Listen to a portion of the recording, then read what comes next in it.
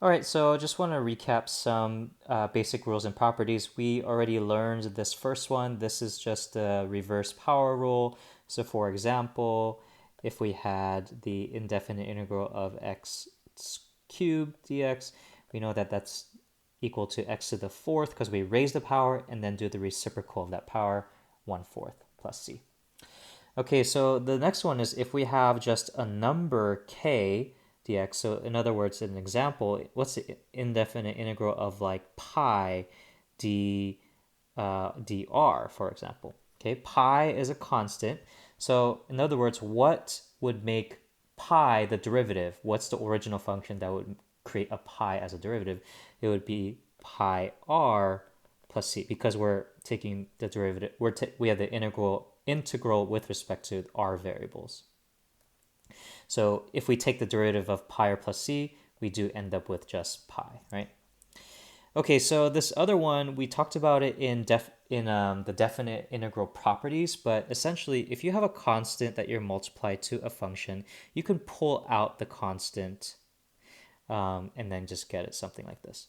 So for example, if I have the integral of like 2x squared dx, what we can actually do is pull the 2 out and get x squared dx and just do this separately. So it'd be 2 times, and the antiderivative of x squared would be x cubed times 1/3. So there we go, plus c, and then that would just be 2/3 x cubed plus c. So you could pull the 2 out. That's the point of this.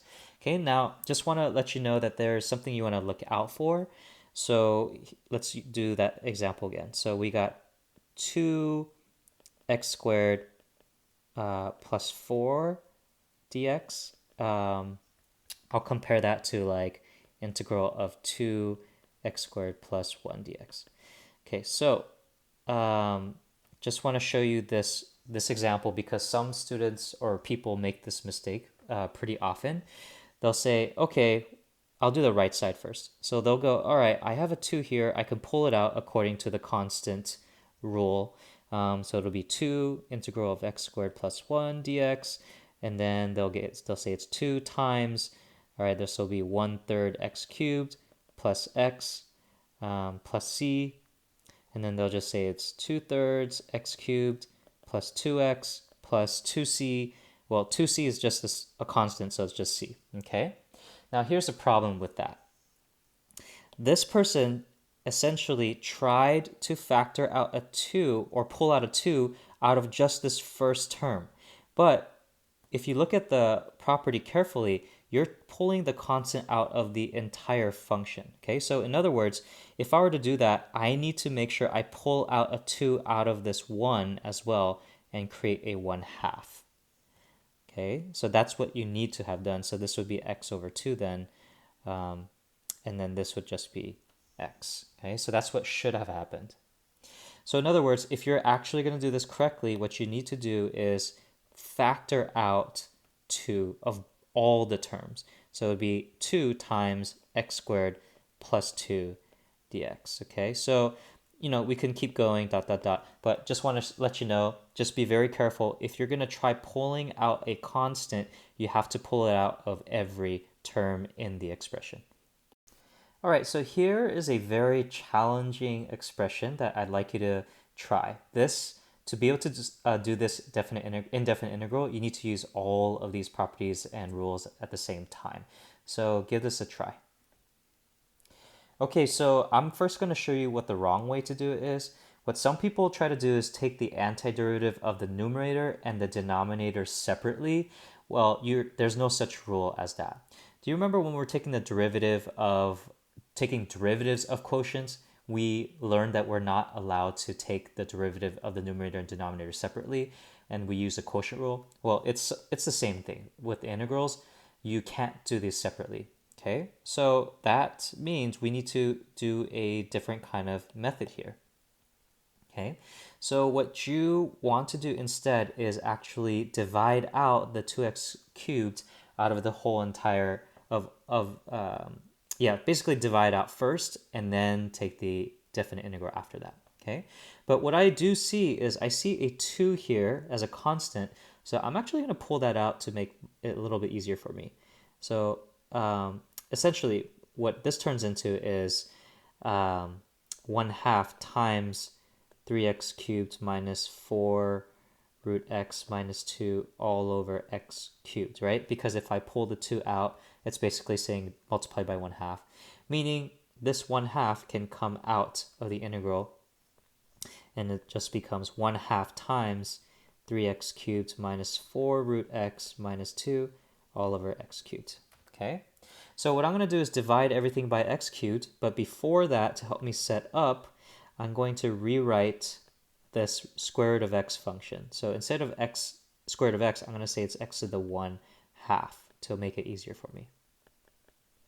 Oh, and I keep forgetting dx. That's pretty important. Okay, so then this is equal to the indefinite integral of, if I divide 3x cubed by x cubed, I get 3 minus 4 times x to the, now what's 1/2 minus 3? So that's like, okay, so 1/2 minus 3. In other words, that's saying 1/2 minus 6 over 2. So it's actually -5/2. So -5/2. And then minus 2 over x cubed is the same thing as 2 times x to the -3rd. Okay, so now this looks like a nice like polynomial structure, right? So we can take the indefinite integral of that.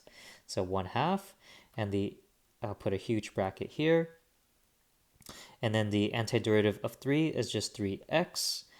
All right, so the next one is minus 4, and then I'll just do the x to the -5/2 separately. It'll be x to the, if I raise it by 1, it'll be -3/2. And then, so that means I can do the reciprocal as -2/3.